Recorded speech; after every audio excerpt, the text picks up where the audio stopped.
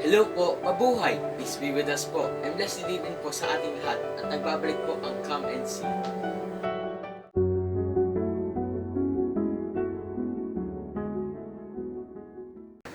Isang powerful prayer nga po. Sabihin po natin, Jesus, I trust in you.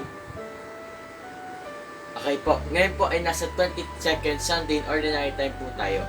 In today's Gospel po, Jesus said to Peter, "Get behind me, Satan. You're an obstacle for me. You are thinking not as God does, but as human beings do." In today's readings and Gospel po, let us reflect on loyalty. Ipinapaalala po sa atin na kahit anuman po ang mangyari sa atin, pagtawanan, kutsain, o talikuran dahil sa ating paniniwala para kay God, dapat ay hindi pa din tayo mawawalan ng pananampalataya kay God. Pakinggan po natin ang readings and gospel for this day po. A reading from the book of Jeremiah. You took me, O Lord, and I let myself be took. You were too strong for me, and you triumphed. All the day I am an object of laughter. Everyone mocks me. Whenever I speak, I must cry out. Violence and outrage is my message. The word of the Lord has brought me derision and reproach all the day. I say to myself, I will not mention him. I will speak in his name no more. But then it becomes like fire burning in my heart, imprisoned in my bones. I grow weary holding it, I cannot endure it. The word of the Lord.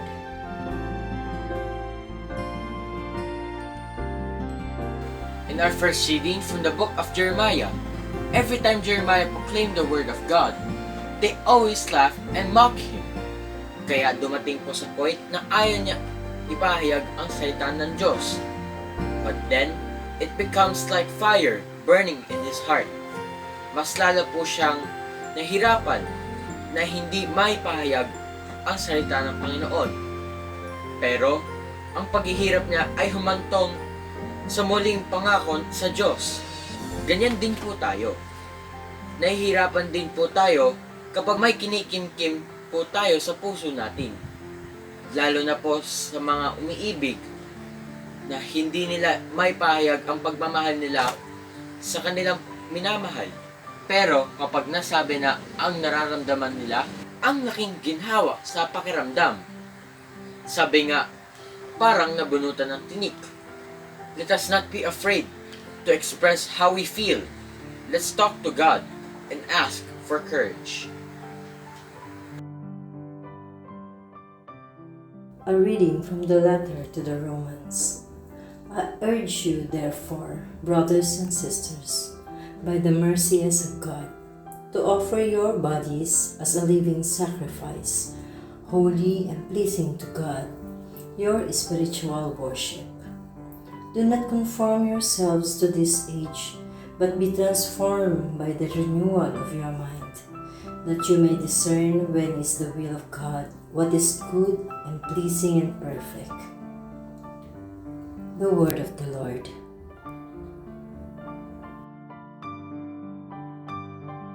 In the second reading from the letter of St. Paul to the Romans, St. Paul tells the Romans and us that as followers of Christ, wag po tayong umaayon sa takbo ng mundong ito. Magbago po tayo ng isip upang mabatid natin ang kalooban ng Diyos kung ano ang mas mabuti, nakalulugod sa Kanya. Yung iba po sa atin ngayon, mas inuuna pa ang sariling kaligayahan kahit magkasala pa sila. This is not pleasing to God. Maging matapat nawa po tayo kay God.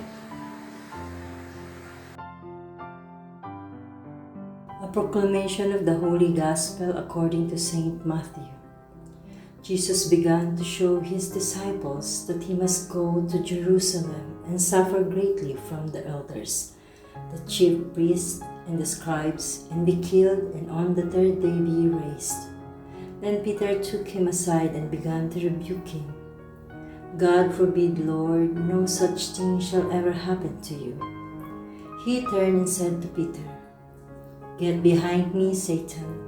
You are an obstacle to me. You are thinking not as God does, but as a human being do. Then Jesus said to his disciples, "Whoever wishes to come after me must deny himself, take up his cross, and follow me. For whoever wishes to save his life will lose it, but whoever loses his life for my sake will find it. What profit would there be for one to gain the whole world and forfeit his life? Or what can one give in exchange for his life? For the Son of Man will come with his angels in his Father's glory, and then he will repay everyone according to his conduct." The Gospel of the Lord.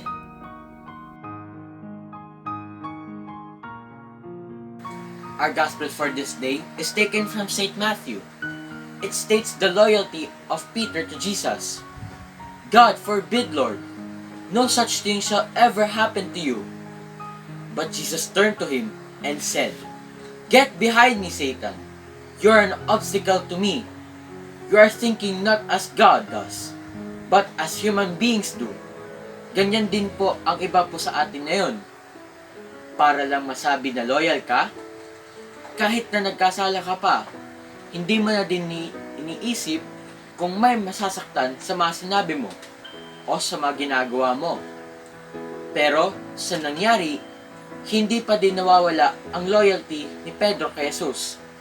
At dahil po dito, sinabi po ni Jesus sa kanyang mga alagad, "Whoever wishes to come after me must deny himself, take up his cross, and follow me." Tandaan po natin na hindi po tayo bibigyan ng mabigat na pasanin. Baka naman po mali lang ang napili po nating buhatin, mga bata. Baka naman mali yung pagkakaintindi mo sa payo ng mga magulang nyo. Kaya ka nahihirapan. Bakit hindi mo subukan na wag mo ipilit ang gusto mo? Gawin mo o kunin mo ang mga payo ng mga magulang mo. Follow them. Tandaan mo, hindi ka nila papabayaan. Gaya pa ng mga magulang natin, mahal na mahal po tayo ni God.